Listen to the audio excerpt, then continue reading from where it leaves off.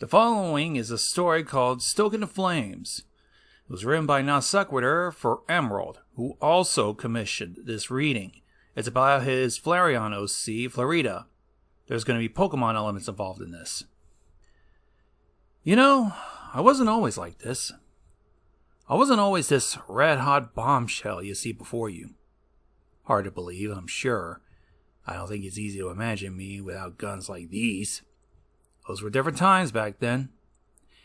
You probably wouldn't believe it, but I was actually born and raised in a mansion. Like royalty even. Even back then, though, I was still top of the line. As Eevees, my siblings and I were bred for quality. We were peak specimens of our species. My mother, an Espeon, has a stunning pedigree. Our owners were very proud of us, and me in particular. They loved to stroke my fur and scratch behind my ears just right. Oh, it was heavenly. Problem was, those old fuddy-duddies were a little too doting on me. It was cute for a while they pampered me, but as I grew older, I got less and less interested in it. Not like most of my siblings. The family still treated me like I was some newborn kid, giving me all those baby talk coos like I couldn't understand anything more complicated than Eevee want a treat. The kids were the worst part of it all. Edmund and Priscilla, I think their names were. They just wanted me to play with them all the time. Keep brushing my fur and putting me in all these outfits. You'll never believe one Pokemon could have so many bows tied to them.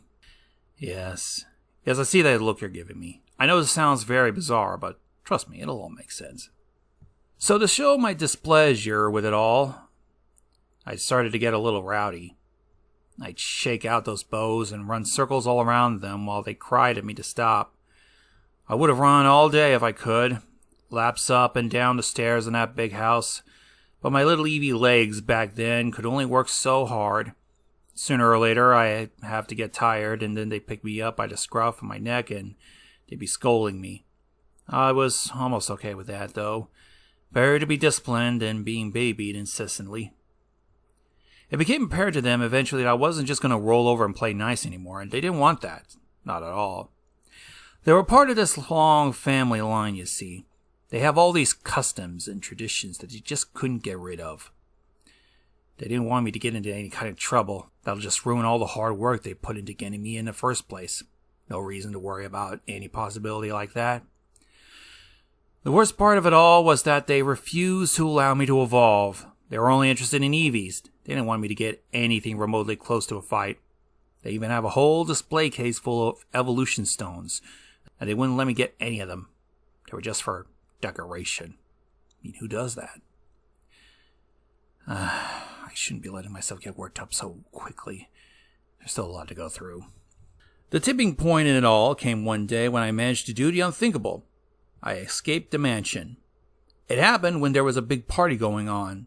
That meant a lot of more people in the building, meaning owners parading me and my family to them over and over again, and the petting would never end. I didn't have it in me to deal with that, so while they had a door open to let the guests in, I slipped out from between their big legs and fresh air immediately filled my lungs. They never let us go outside before, though it was too much of a risk. I could only ever see the grounds with all its flowers and trees through the windows. To actually run through the grass among them. Over the hills and fields, the wind in my fur. That was so much more than I ever could have imagined. I saw other Pokemon for the first time, wild ones. I couldn't really understand any of them very well. My isolation had prevented me from learning how to interact with other species properly. Not that it made much difference.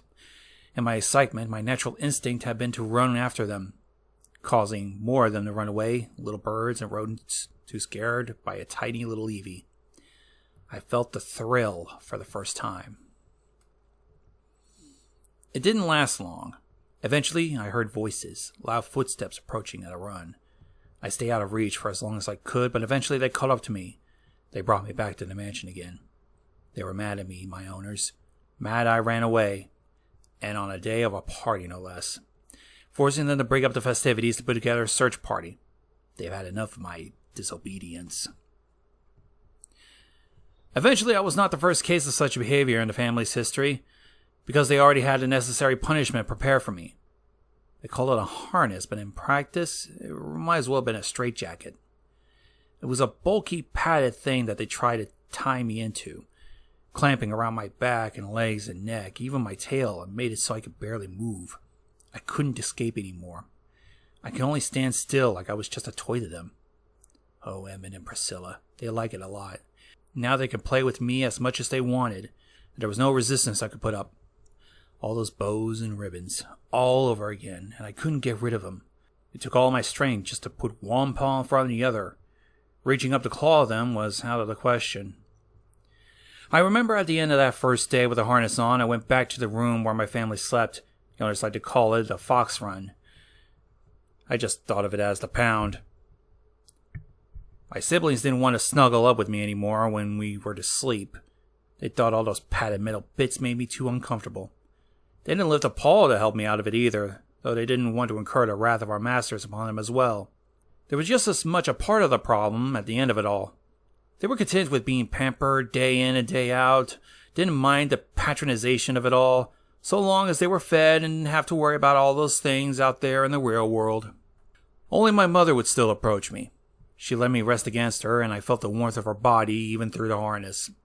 Espions may have short fur, but she had let herself go over the years and gotten a little soft around the edges. I asked her why it was that she allowed herself to stay here, to be spoiled so much. Her mewling laughter rumbled through me. She licked my cheek and said she already had her time in the sun. She just wants to have a family. I didn't understand. Deep down, I was still frustrated with her, but those nights with her were the only solace I had back then. Got a little lost in thought there. Where was I? Oh, right. Damn harness. So I can only assume the owners expected that it would only be a matter of time before I gave up on my own ways and roll over for them. In the mornings I'd wake up and embark on the long trek down to the kitchen where I could eat breakfast. Before I would bound across the floor and down the stairs like wildfire, but now I have to walk with my legs all stiff. Edmund and Priscilla would see me and laugh, think it was cute how hard I was acting. One of them would pick me up and carry me down, yowling all the while for them to put me down. The father of the house, the one who put the harness on me, I think it was Aloysius or something. One of those names that stopped being used a century ago. He would look at me and ask if I was behaving, or I felt like behaving. I still doubt that any of them actually understood Pokemon speech, so the most accurate response I could give him was just sticking out my tongue. What none of them realized, even myself for a while, was that the harness was actually doing more harm than good. It was intended to incentivize an Eevee to do as little as possible, the perfect little lap fox who would just sit around and look cute, but I just kept pushing myself anyway. As days wore on, I started to grow used to it. It wasn't long before I could muster a slightly more acceptable walking speed and I could just jump again, even if only less than a foot. The others didn't want us to get roughed up to get involved with battling, and even just exercising was out of the question, but the harness was better than any macho brace I ever used. Soon enough, I was able to move just as easily with the harness on as I had before it was inflicted upon me. It did me great happiness to hear the old metal joints and springs squealing as I forced them to buckle more than they were supposed to. But I could also feel the aching burn in my muscles from their development, tensing and flexing as I moved. And that was even better. I was careful not to show it, however. I didn't want them to know just how capable I could be. I needed to have the element of surprise on my side. It wasn't hard for me to find another opportunity to escape. If there's one thing that having to move so agonizing slow taught me, it was to take better notice of my surroundings. I observed all the ways in and out of the house and determined what would be the best means of access. A door is too easy. They'd be watching me there. A window was what I needed. In those balmy early autumn days, it was an ideal time to have the windows open.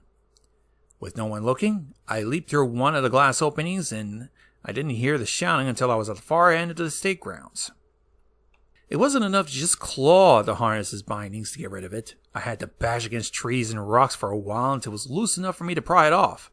The metal bits fell all around me, and I stood there like a butterfly emerging from its cocoon into the sunlight. The relief was the most heavenly thing I've ever experienced in my life up to that point, and I was riding high off its adrenaline. I needed to get my blood pumping. It happened as I wandered through the forest that I came upon another Pokemon. I think that looked like a ball of fur with a face and limbs projecting out of it. Mankey, I think. I know now. Didn't seem like a particularly pleasant fellow even before it noticed me, grunting and snorting about as it sifted through the bushes. And when it did my gaze, it proceeded to shriek and stamp its feet. Some inner instinct that has been repressed for all my life recognized this as a challenge, and my hackles raised as I growled back at it. And the two of us sprang for each other. The Mankey was wild, swiping madly, but I was quick enough to avoid it. Of course, I didn't know any real moves at that point. All I could do was butt my head against it and hope for the best. I got a few good hits before it connected with a blow to my side, and that sent me flying against a tree. I couldn't get up after that, and the brute loomed over me, glaring angrily. Not sure if at that point I really comprehended what death could have been, but then it left, back into the other bush. As I lay there, breathing hoarsely, aching beyond any capacity I could have imagined before, I still found myself smiling in spite of it all, because I had never felt more alive. When I woke up, they had already found me and brought me back to the mansion. They were even angrier now that I had disobeyed them. Not only had I broke the harness, but I had gone so far as to get myself all bruised up and dirty. After getting cleaned up, they brought out a surprise, a new harness that was even sturdier and bulkier than the last one. I imagined they expected I would be distraught over it, but all I could really do was sigh. I'd broken free once already. What was to stop me from doing it again? So that's how things progressed for the next few weeks. I continued to bolster my strength with the restraining force of the harness, and every time it became apparent that I have outstripped it, they brought a new one, even more effective than the last one. You'd think they would have learned eventually, but they seemed to be convinced I would have to give up eventually. What they did learn from was my escape attempts, and they increased security on the mansion after the second time. I only ever got outside one more time. That didn't last long. But boy, how did I give them a run for the money. They hired professionals, presumably with the intent of improving my behavior, but ultimately all they really served was to keep an eye on me. They had to rotate them out fairly frequently. I suspect because they either get sick of the job, or in some cases they realized that keeping me locked up wasn't the right way to go. There was one caretaker who particularly was friendly to me. Didn't see me as a problem in need of fixing like the others, just a Pokemon cooped up in a place they didn't like. He let me play with one of his own, this yellow mousy thing he called a Pikachu. We got to run around in the pound, and my siblings even got in on it too. I never saw him again after that, and I think he probably got fired. The family was a lot less enthusiastic about being around me. The father, Dionysius, whatever, couldn't bring himself to look at me more often than not. The mother had been so keen to hold me on her lap and show me off to whatever grandparent or aunt or uncle or cousin was visiting on a given day, but now she didn't want to touch me. The harness making it harder to pet me probably aided in that. Ed and Priscilla still continued to bother me with fashion designs, but they were less enthusiastic about it. It was like they only still did it to continue upholding some tradition. By the end of it, the final harness they had me wear was something that had been made special. Just for me. The mass of it all. Big pads that probably accounted for just as much as my entire body. You would have been forgiven for thinking I looked more like a Sandshrew or a Togedemaru than an Eevee at that point. The plates covered me up so much, only my face and the tip of my tail were clearly visible. I probably could have curled onto a ball and rolled. Walking in this was a little harder and actually dragged against the floor. I was still getting used to it when a break-in happened. One night, I was woken up by the sound of glass shattering somewhere in the mansion. My reflexes were home more by then, thus rousing me quickly in spite of the harness's encumbrance, while my siblings were still dazed for a little while longer. Our mother, though, she was already up on alert, hustling the others to keep them calm. When she came to me, she told me to keep them safe, and she left. The owners and the helping hands were already awake at that point, starting a commotion downstairs, mixed in with shrill, malevolent cackling, and soon my mother's yowling battle cry joined the fray as well. And then I heard her scream. I was out the door before any of the other EVs realized what happened. I nearly tumbled down the stairs on my clumsy rush, banged my head against a banister, and saw stars swim before my eyes. But I still kept soldiering on, regardless. The lights in the parlor dazzled me, but I could still see what happened. Two strange Pokemon in the room, black creatures with scarlet feathers, long, clipped, tipped fingers. Sneasels, I heard, and I could tell immediately that they weren't the same as the Mankey I'd seen before. Not just wild, but mean and cruel. The humans looked on from the edges of the room, aghast and stunned, too dumbstruck to move. Between them I saw my mother lying on the floor, with red gashes in her lilac fur. I roared as loud as my little lungs would allow me to. The Sneasels warbled madly as they came to meet me, closed the distance a lot more quickly than I could have, probably even without the harness. Ironically, the harness saved me in the initial assault. I was sluggish, but the padded plates were adequate enough to ward off the swipes of the claws. They even did me the service of tearing up all those blasted ribbons that had been tied to me. But the armor didn't do anything much to assist me in actually fighting them off. I charged desperately, swung with my tiny paws, but they were just too quick. They danced circles around me and made me look like I was nothing. It didn't help matters that I was worked up in a rage. I was reckless, and they were more aware of it than I was. They goaded me on, and one of them taunted me into a charge. And then not only would that one duck out of the way, but the other would take a rake at me, cutting off a chunk of the padded armor. I wasn't being terribly injured, but it was wearing down my stamina fast. The diminishing burden of the harness wasn't enough to offset that factor. They then managed to get a cut on my leg. It wasn't deep, but as for meager and exhausted as it was enough. I went down and I couldn't get back up again. But, again, the Sneasels weren't like that Mankey. They just weren't ready to let it go. They yammered maliciously as they picked me up together, drowning out my labored wails. The humans still weren't lifting a finger to do anything in the midst of all this. The Sneasels then hurled me through the air and I collided with one of the display cases, crashing through the see-through panel. I landed hard, more of the harness was knocked loose, and teeth of glass bit into my exposed skin. I didn't feel the rush of adrenaline through my body that I experienced in my last battle. Terror racked through me. But something else landed on me in that moment. Of course, back then I didn't actually understand what evolution stones were. I barely even knew about evolution to begin with. When I saw a red-orange stone against my chest, flickering within, and pulses of bright light begin to fill my vision, my final thought was that I was dying. And then, I changed. My understanding of stone-based evolutions is that they're a lot different from other kinds. It's not a gradual process that happens over time. It's a rush of raw energy pouring into you all at once, altering you down to the very core of your being. At that moment, that was exactly the kind of thing I need. The weariness that clouded my senses fell away all at once. I felt distinctly that I was on fire, burning up from the inside out, and it wasn't pleasant at all. My body warped, bones sticking in a growth spurt that took a matter of seconds, fur growing out dramatically, and even my organs shifted subtly, making room for a new internal structure. I no longer felt hurt. I was no longer weak. I felt powerful. The world seemed smaller, just a little, as I stepped out from the debris of the display case. I was warmer, a whole lot warmer, but the warmth was one with me. It didn't cause me any discomfort. The Sneasels who had been so mercilessly beating me up were now taken aback, as astonished as my owners and retainers. My focus was more on them, so I didn't see whether my mother's eyes shifted and opened. She looked back at me in wonder. I only happened to catch a glimpse of myself in a reflection cast by one of the glass panels in the room. I looked like an Eevee, almost, but so much more extravagant. My fur was a deep burnt red, and the tufts around my chest and tail and forehead had grown exponentially larger in volume, as it turned into a bright yellow hair that flickered like fire. Never seen a Pokemon like that before, but I still knew what I was. I knew that it was me, a Flareon now. I gave out my cry again, deeper now, crackling with embers, and the Sneasels yelled back, too incensed to back down to even the face of my transformation. They still had the advantage of numbers on their side, and they were faster than me, but now they could no longer afford to risk a hit. I was wreathed in flames as I charged and swiped them. I didn't have to connect to scorch them. In the backyard, the humans were finally roused from their trance when they realized a fire was spreading, eating up dry wood in the old house.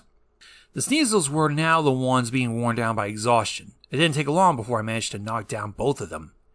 They were battered and bruised, but not enough that they couldn't limp away. I made sure to growl fiercely at them, pointing them out in the direction of the window they'd broken into in the first place. They vanished back into the night, leaving me alone in a burning room. My base instincts pulled on me again. I turned to inspect my mother again, and I saw her stirring. I was overjoyed. I almost forgotten the process leading up to this moment. Then something struck the side of my head, and everything went black. When I came to my senses again, I was bound up in a more typical manner. A muzzle around my face, my legs were tied together by the ankles with thick cords. And to complete the image, I saw that I was surrounded by the black iron bars of a cage. The cage was in the kitchen, and as I lay there, I saw various helpers pacing in and out. There were noises coming from the parlor, sifting and grating, cleaning up the mess of battle. Eventually, Aloysius, I don't even know how to pronounce his name, came in. Wearing his pajamas normally, even though he maintained a calm composure, but he's livid now. I thought his face was turning just as red as my new fur. He made it apparent that there was no way they'd let me leave now. I've gone from a pet to an investment, having effectively absorbed the value of a firestone that landed on me. And that was saying nothing about the damage to the parlor. Even after having defended the mansion and the residents from an attack, he didn't have any respect for me. He then took the cage upstairs to the pound. Wasn't gentle about it. He threw me down on the floor without a care. I fumed as I collected to myself, perhaps literally, as I felt the fire within me crackling angrily. I was of course already pondering the notion of escaping for the first time I had doubts. I had truly burned away any goodwill that had been left of me at this point. It was entirely likely that the consequences would be far more drastic now. But as I saw my siblings crowding around the cage in the midst then, my mother came forward. There were bandages around her, and there was a hobble in her step. But she seemed otherwise to be in good condition. Saw the usual maternal warmth in her gaze, gentle and comforting. And yet at the same time, she struck me as being profoundly sad. Then her eyes and the crimson gem on her forehead pulsed with light, and the muzzle and knots tying me up came undone. There was a snap at the lock of the cage as it opened, allowing me freedom. I towered over my siblings now that I stepped out of the prison. I was just as tall as Mother. Although with my puffier fur, I appeared to be larger than her. The Eevees shrank away from me, confused and frightened, since they were just as ignorant of evolution as I had been, until Mother assured them of who I was. Some of them approached cautiously, quickly feeling the heat that I exuded, and they came up to snuggle against me, pushing deep into my fur. Altogether, there were nearly enough to push me over, and I laughed in their embrace, but this hardly lasted a few minutes before Mother interjected, and she led me away from them. "Did you know I used to be a champion?" she asked me. I nearly tripped over myself. She said that she had been a rare catch for the family, a female Eevee evolution that grew breeding and considerable accomplishments under her metaphorical belt.